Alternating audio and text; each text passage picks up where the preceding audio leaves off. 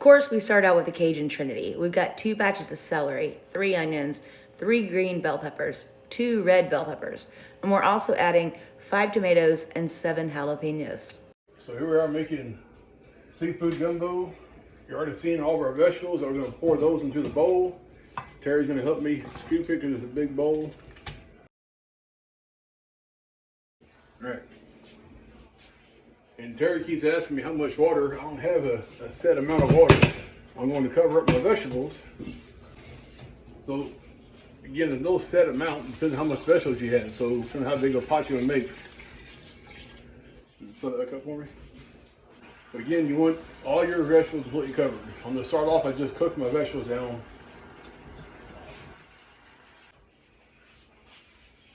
All right.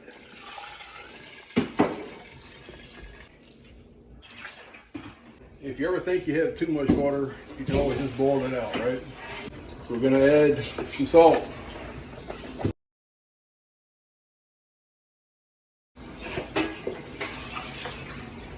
Some black pepper.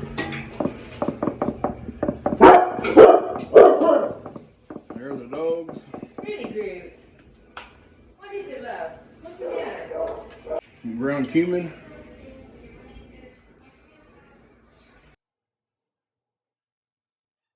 Of course, some cayenne pepper. And like everything else I cook, everything is seasoned to taste how you like it. And when it comes to gumbo, there almost is no wrong answer. That's some celery seed.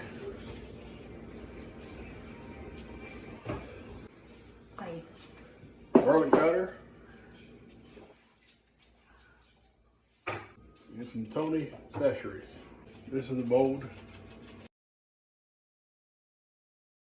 This is 2 pounds of sliced up sausage. It can be smoked jalapeños, it can be however kind of sausage you want to use. And put it on high heat, let it come to a boil, then I'll reduce it down to a simmer and just let it cook. Alright, so we got the fire on high. We're nowhere near boiling yet, but I realized that I forgot my chicken broth. You can either use fish stock or you can use chicken broth. I like chicken broth better. Again, if they can get too much water, you can always boil some out. So this is all going in there. If you're making chicken sausage, you don't need this because it makes its own broth. I'm also going to add some minced garlic, about 2 tablespoons.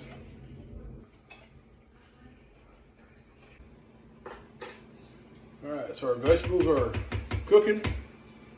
I'm gonna give them a good turn.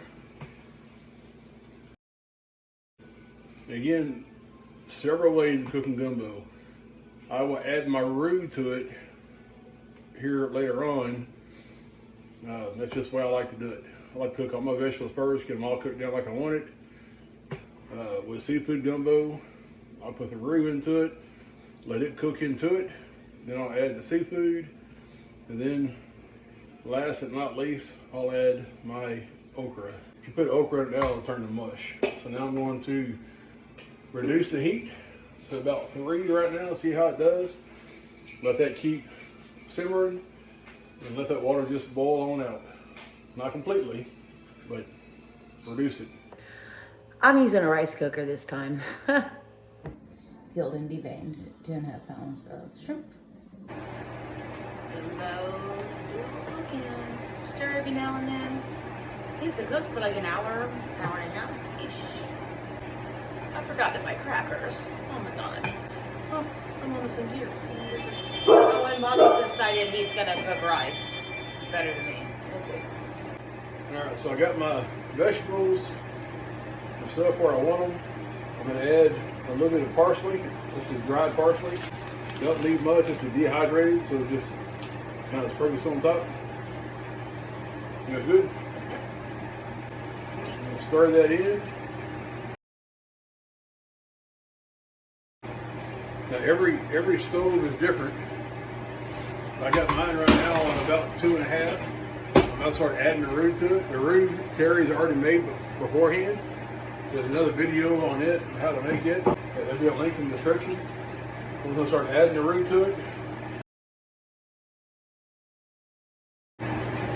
Some people want to cook first with the roux. I like adding the roux to it afterwards.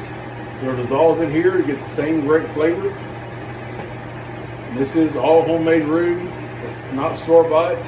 There are some store-bought roux that you can buy at your local grocery store if you want to. Depending on where you live.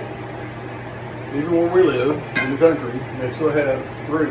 I'm in like up north. Yeah. Now, if you're a Yankee, I can't help you. You gotta learn how to make your own. You don't even know what kolaches are up north. They call them pigs in a blanket. So again, I got this to a good boil a while ago. Now I've reduced the heat to about 2.5, and I'm stirring this in and let that roux just dissolve into it. Dissolved into it, then I'll start adding my raw meats, like the shrimp that I have. And then we're going to add some crawfish tails. Oh, don't forget And we're that. going to add some crab meat as well. What's that? Okay. Well, the okra comes in last.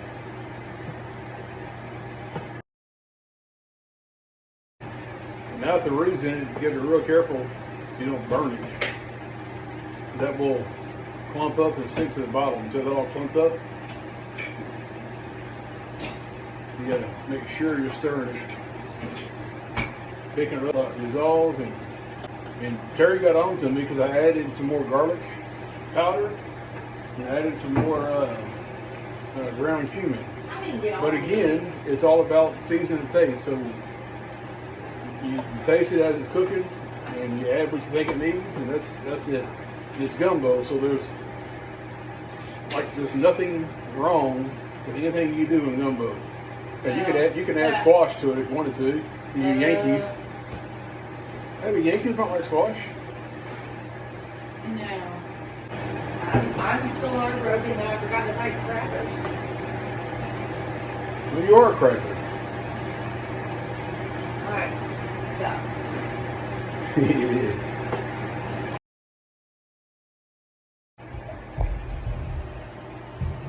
you doing? Bobby made rice. He used the same pot I did. But Terry can't make rice. She burns rice. My rice, look at that, Terry. Look at that. Suck, man. Fucking perfect. I made rice earlier today using a rice cooker and it still got jacked up. It's gonna show you Damn. too. What the hell is this? What is that? I'd be embarrassed to serve that to somebody I didn't know. It's going on your gumbo. It's all stuck together. You can't even... Now look at mine. Mine flows like water. The way rice should. Don't be a jackass. The way rice should. It's good, it's missing something. I'm going to add some more salt. Carrots needs more salt. Let's go, we can always add Bacon more. needs more pepper too. I'm going to go easy on the pepper because if I get it too hot, she won't eat it. I think it's got plenty I of can always add stuff to mine. I'll add some slap your mama to it. You stir that in. Oh, did you put celery seed in there? Yep. You didn't taste it? Oh, I know you put cumin in there. You've been supposed to go there. So I cook for a little bit longer? Yeah. And make sure all the roux gets dissolved. Right. So we got a roux mixed in. I'm going to add about 2.5 pounds of raw shrimp. Let that cook into it. Once I feel the shrimp is all the way done and cooked, we'll start adding the crawfish tails, and we'll add the crab as well. Now they're already pre-cooked below the bottom, so they don't have to cook. That's why we're waiting until last to put those in. And once I put those in, I give it a good stir. I'll start adding in the boiled okra or the okra. Ooh, you want to put the okra before you, or do you want to? Nope.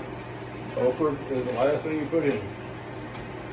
On any gumbo you make, okra is the last thing you put in. So the shrimp is done. It's white all the way through. Now Terry's going to help me add the crab meat.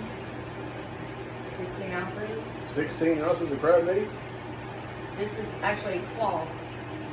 Claw meat, crab, whatever you look at it. Crab, claw, whatever. And now we're going to add the crawfish meat. So 16 ounces. Another 16-ounce thing of crawfish meat.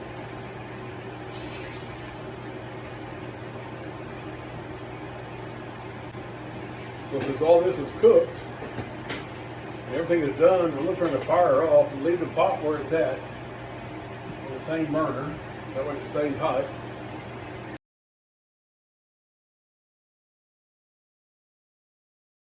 It's tasty.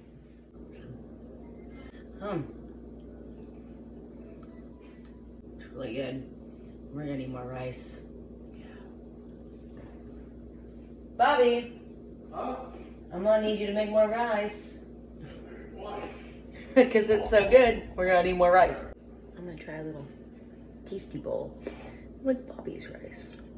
His is better than mine. Alright, hands down, Bobby makes better rice. A little bit of this. Sausage, a little shrimp, a little crab, a little crawfish. Just one bite. Yeah, it's good. This is awesome. Yeah, really good. Not everybody likes rice in their gumbo. I do. So, sausage in there. There's a big old fat piece of shrimp. That one you didn't get in half, I guess. Fine, I'll eat it. Really good. Really, really good. We should open a new restaurant.